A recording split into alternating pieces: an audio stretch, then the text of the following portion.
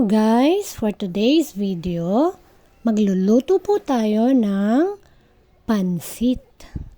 Yes, pansit bihon. Ang paborito ng lahat na pang-almusal, sometimes inuulam, at minimerienda. Yan, magluluto na tayo guys. So, mainit na ang ating pan. Siyempre, magsosote tayo ng garlic. Yes. Sa mga ganitong lutuin, masarap, maraming garlic at maraming sibuyas. Mas umaangat ang kanilang sarap. Yes. So, yan na. Meron na tayong bawang sibuyas. Huwag po nating sunugin. Sote-sote lang po. Nang lumabas lamang ang kanilang mga aroma para maluto lang ng very light. So, sote-sote lang po tayo guys. Alam nyo na yan, di ba? Kapag nagluluto, kailangan happy para ang kalalabasan ay maganda. So, ayan ang ating carrots. Nakita nyo medyo makapal ang aking pagkakahiwa. Kasi para pagka naluto siya, hindi siya yung mushy na siya. Parang may texture pa rin.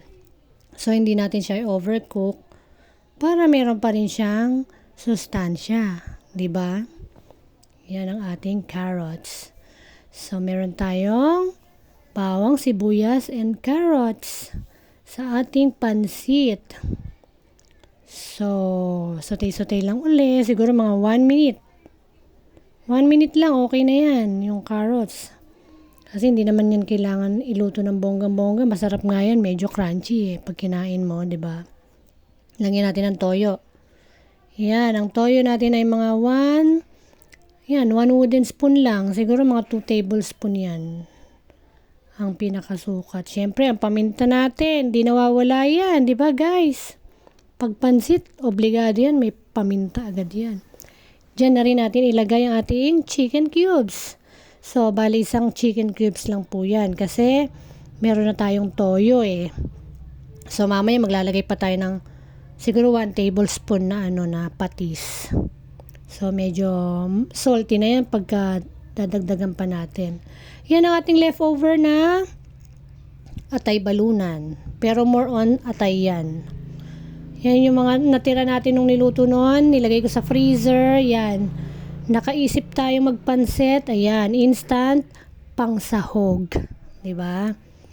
Mainam na may mga natitira. Lagay natin sa freezer para just in case kailanganin. Yan. Diba? Instant. May pansahog na tayo agad-agad. Lagyan natin ng tubig syempre. Para meron sabaw yung ating pansit. Mga siguro 2 to 3 cups. Huwag naman sobra kasi baka malasog ang ating pansit. So 3 cups lang yan. Parang may ma-absorb lang yung ating pansit. So pakuluan natin yan ng mga 2 minutes lang. Kasi luto na yan eh. Luto na yung sahog. Luto na yung carrots. Diba? Sa mga 2 minutes lang pakuluin. Ilalagay na natin yung ating gulay. Yes, may pechay tayo. 'Di ba? Yung masarap sa pechay ay sa pansit ang may pechay. Katulad ng ang inspiration ko diyan is yung Buddies, 'di ba? Meron silang pansit habhab. Yung pansit habhab nila merong pechay. So, ang sarap. 'Yon, kaya naisip kong lagyan ng pechay. Pero kadalasan ng pansit, 'di ba? Repolyo lang. Yan ang ating repolyo. So, yung pechay na nilagay natin, tangkay lang muna. Sabay natin sa repolyo. Kasi yan yung medyo matagal maluto. Pero mga 1 to 2 minutes sauteing lang yan, okay na yan. Ilalagay na natin yung ating yung pansit. Yun. Kasi ang pansit natin, binabad na natin sa tubig. Para pag niluto, madali na lang. So, pag nagbabad kayo ng pansit, medyo pagka nakita nyong malambot na, tapon nyo na yung tubig. Kasi baka masyado na maging sagi yung pansit nyo. Just enough na lumambot siya, tapon nyo na yung tubig. So, ilalagay na natin at that point yung ating pansit na nilagyan ng tubig. Na pinalambot sa tubig. Tubig lang na tap water Hindi kailangan ng hot. So, ayan na siya. Malambot na. Isama na natin sa ating sinosotay na gulay. So, yung magiging texture ng ating pansit, hindi siya yung tipong halos madurog-durog na. Baga sa may bite pa rin siya.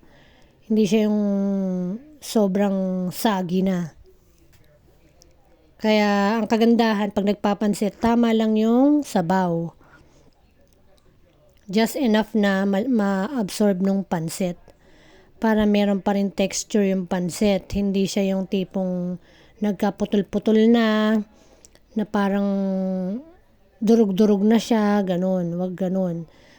Sa mga nabibilan kasi natin na tinda na lutuan ng ganyan, medyo nadurog na yung pansit So, ito yung technique para hindi madurog.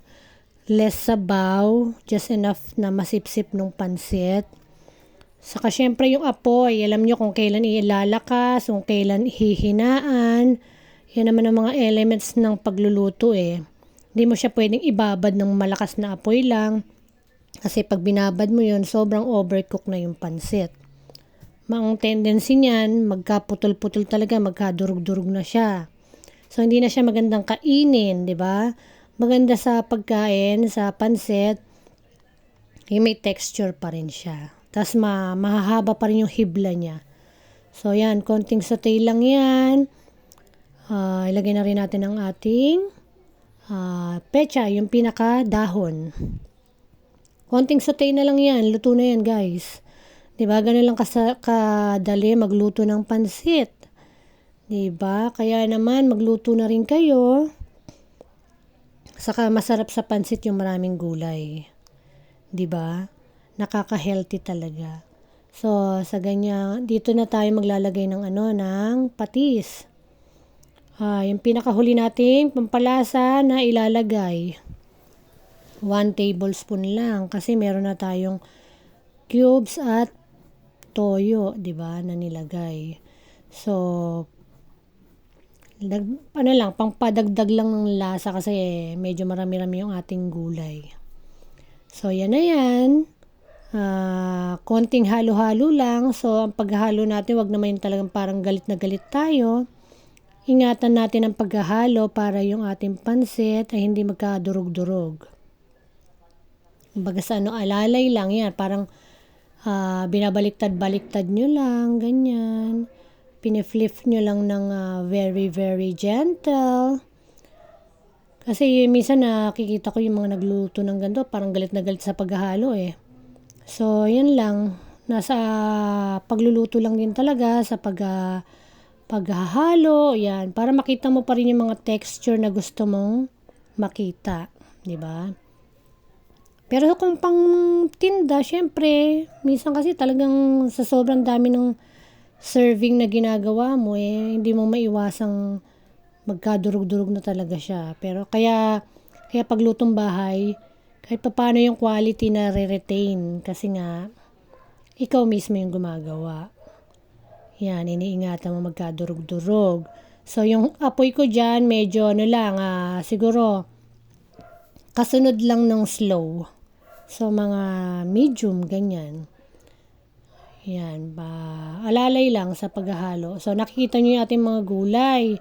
So, di ba, light, pa rin siya, bright colors pa rin. Ibig sabihin, hindi natin siya na-overcook. So, crunchy pa rin yan. Nandiyan pa rin yung ating sustansya ng mga gulay. So, masarap ito na merong side na sausawan na toyo kalamansi na may sili. Yun yung pinaka-side na sausawan nito. Parang i-sprinkle mo habang kinakain mo siya. Napakasarap, guys. Kaya, magluto na po tayo ng pansit. This is so yummy and healthy. Sobrang dali lang po magluto. Matagal lang mag-prepare. Yung paghiwa-hiwa, kailangan masipag lang po tayo. Para yan, ma-achieve natin ang ating gustong ma-achieve. Diba, guys? Excuse me. Yan na. Ready to serve na yan. In less than how many minutes? Siguro parang 10 minutes lang yata. May pansit ka na, di ba? O yan na.